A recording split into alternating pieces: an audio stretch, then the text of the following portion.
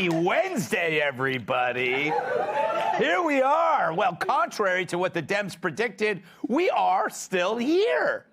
Yeah, on two different planets. But we're still here. But democracy did not die.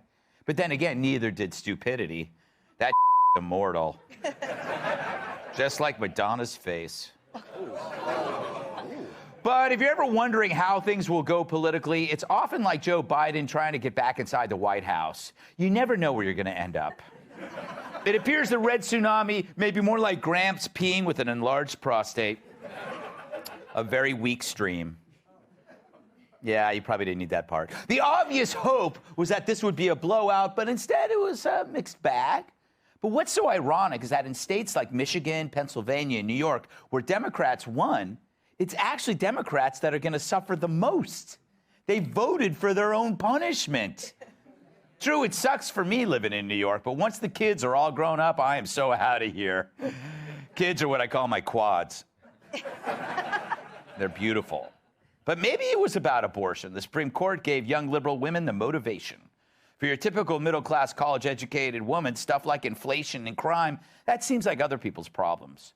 Most people don't think they're going to get murdered until they are. But abortion, they always want that option open, even if you think that's murder too. Thank God fetuses can't vote. But step back and you'll see something obvious. Everyone got something that they wanted, and everyone left last night a little disappointed. That's democracy. And also how I describe a night hot tubbing with Larry Kudlow. But there is good news for people who still crave a good balance of power. Because like every ex-wife, the Republicans are poised to take the House. Not by a huge margin, but face it, that's better than not taking the House. A win is still a win, blowout or no blowout. It's like a football team who is a 4 TD favorite but only wins by a field goal. It's disappointing, but it's still a win. Fact is, you get a Super Bowl ring if you win big or just barely, or if you divorce Tom Brady. She's going to come home and find me wearing one of those rings. But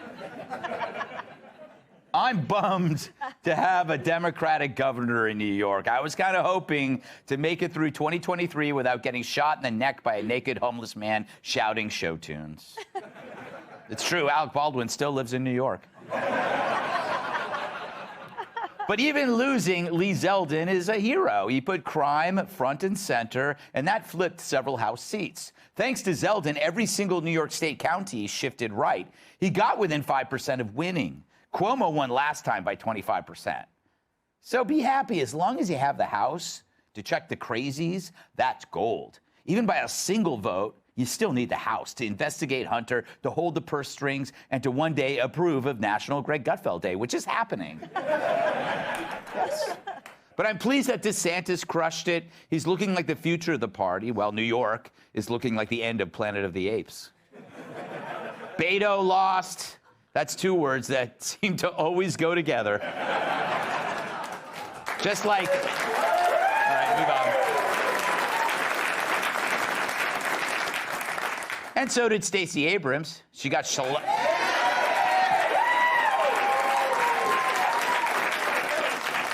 I should have let off with this. She got shellacked like an antique desk. Which is nice payback for ginning up a racial hysteria that drove millions of dollars in businesses out of her state. But who knows? Maybe she's finally in Georgia's rearview mirror. It's a wide angle. Now, both Beto and Stacey are free to do something other than run for office, like maybe work. Beto, I hear the Gap in Waco is looking for people to fold sweaters. And Stacey, the Falcons still need an offensive tackle. But you know what? That won't happen. That won't happen. They have MSNBC contributor written all over them, in crayon and whipped cream, respectively. Republicans made inroads among the Hispanic population, and they flipped more seats in New York than a janitor in a bus station bathroom. Trump's midterm bets didn't pay out, although J.D. Vance won handily. And what's that mean for Trump? Well, the media screams that it's proof his time is come and gone. He gets blamed for everything, although it's the press who can't stop talking about him. Fetterman, it looks like he won, further proof that the Dems will vote for a glass of water even a half-empty one. He lied that his brain worked, but in his defense, his brain wasn't working at the time. But we know in the world of team sport politics, fitness is irrelevant. Fetterman learned that from Joe. All you got to do is hide, then win, and later we'll just pick up a lot of stain remover. But all in all, as the results keep trickling in, remember that unlike what the Dems had threatened, life goes on. Just like inflation, democracy isn't transitory, and it lives to fight another day, which is good. I'd hate to see what Fetterman might wear at the funeral.